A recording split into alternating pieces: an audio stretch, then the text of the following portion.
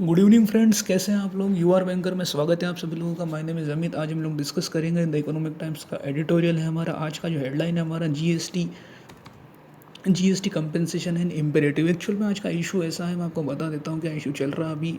Actual में क्या हो रहा है कि जो कोरोना वायरस की वजह से स्टेट्स का जो जीएसटी कलेक्शन है वो काफ़ी कम हो रहा है।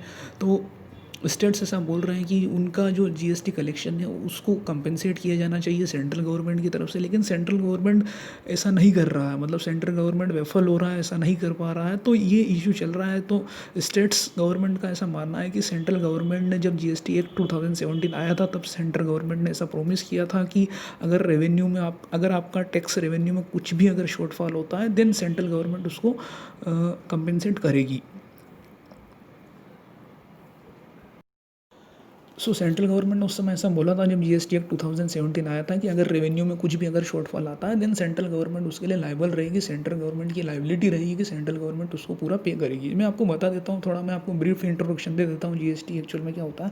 फॉर एग्जाम्पल जैसे मान लेते हैं कोई प्रोड्यूसर है, उसको अपने अपने प्रोडक्ट पे 500 रुपये जीएसटी उसको पे करना है। देन एक्चुअल में क्या होता है कि अगर वो 300 रुपये रा मटेरियल पे 300 रुपये वो रा मटेरियल पे ऑलरेडी पे कर चुका है, तो देन ये जो 300 रुपये वो एज ए आईटीसी क्लेम करेगा और अब उसको सिर्फ 200 रुपये एज ए जीएसटी उसको पे करने होंगे। एक बार वो मैं आपको बता देता हूँ।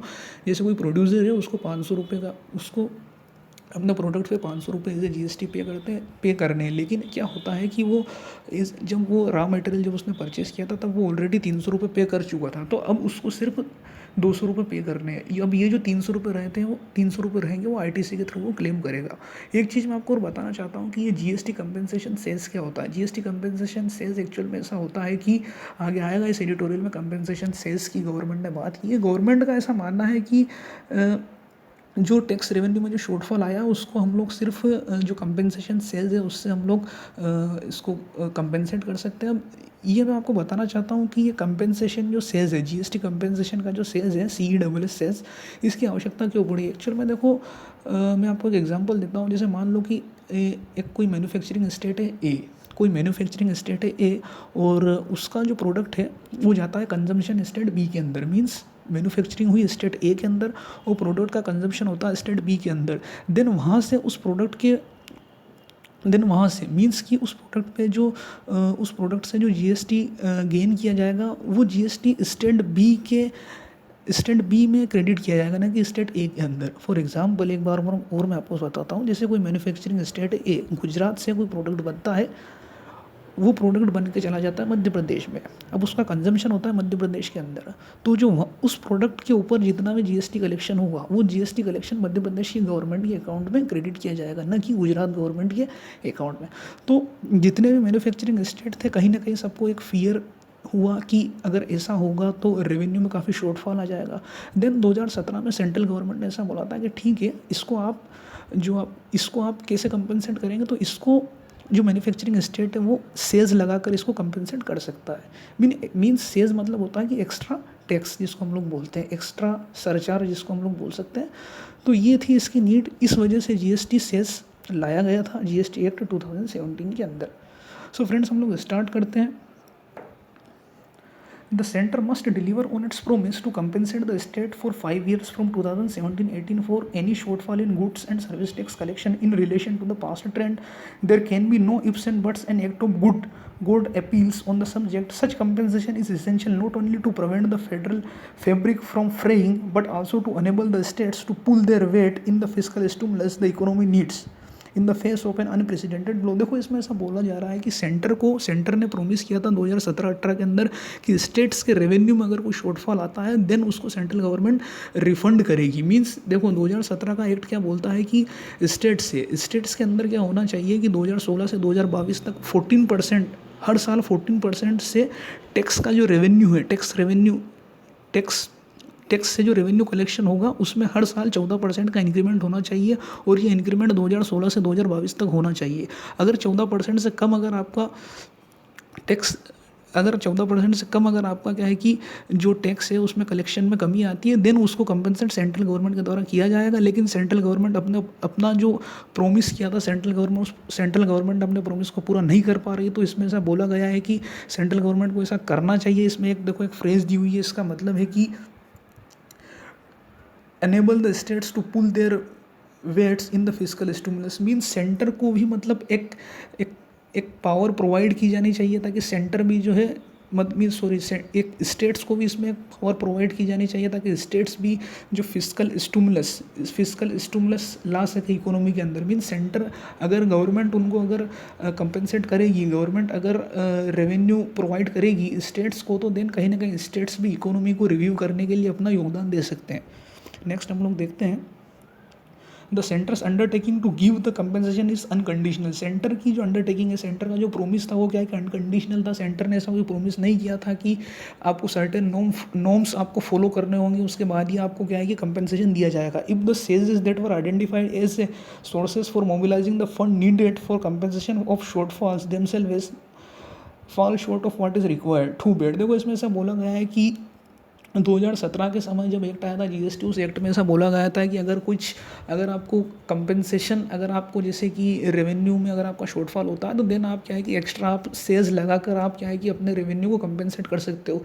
लेकिन अभी कोरोना की वजह से क्या हो रहा है कि वो सेज लगाने के बाद भी रेवेन्यू में काफ़ी शॉर्टफॉल आ रहा है, टैक्स कलेक्शन जो हो रहा है काफ़ी कम हो पा रहा है। तो ये बोल रहे हैं कि काफ़ी बैड स्थिति है, ऐसा नहीं होना चाहिए। नेक्स्ट हम लोग देखते हैं to bet the centre should make additional borrowing to fulfil its promise and physically empower the states. Centre को क्या करना चाहिए कि मतलब एक एडिशनल बोरोविंग मतलब करनी चाहिए, जिससे क्या है कि जो अपना प्रोमिस है, प्रोमिस क्या था जो सेंटर ने किया था जो वो टैक्स रेवेन्यू को कंपेंसेट करने का, तो वो ताकि उस सेंटर का जो प्रोमिस है अपना पूरा हो सके। The GST Compensation Act 2017 guarantees a 14% annual growth in tax revenues for the states from the amount collected by them in 2015-16 for 5 years till 2022। देखो जीएसटी एक्ट क्या बोलता है कि गारंटी लेता है कि मतलब 14% की एनुअल ग्रोथ होनी चाहिए टैक्स रेवेन्यू में।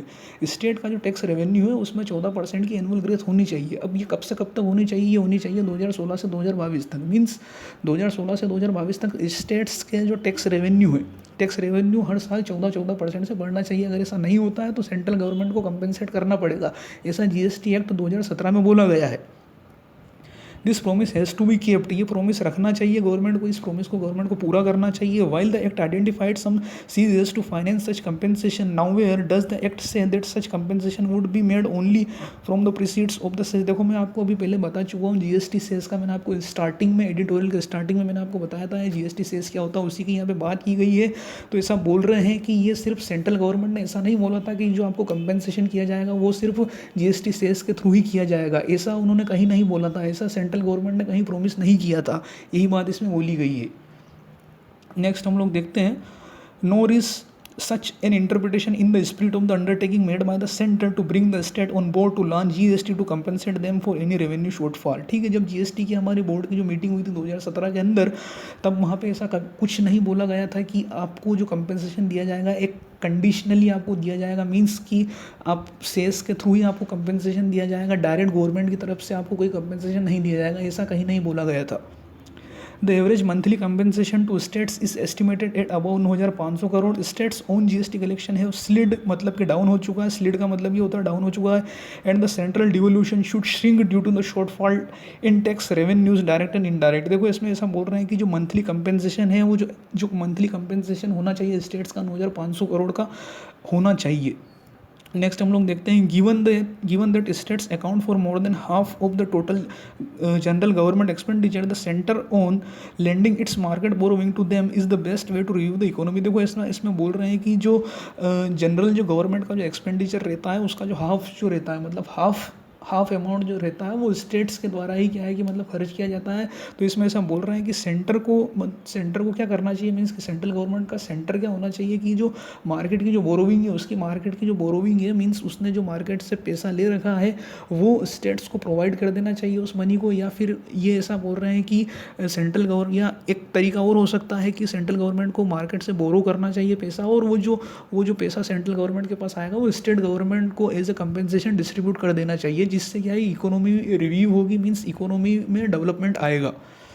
The centre should not waffle on compensation the states for any shortfall in GST collection. ठीक है, ऐसा बोल रहे हैं कि वेफल मतलब क्या है कि सेंटर को क्या है कि मतलब अपना जो प्रोमिस किया था उससे पलटना नहीं चाहिए। मीन्स सेंटर को क्या है कि जो जीएसटी पे जो कंपेंसेशन जो बनता है वो उसको स्टेट्स को प्रोवाइड करना चाहिए। सो फ्रेंड्स, ये था हमारा आज का editorial. Thank you so much, keep watching.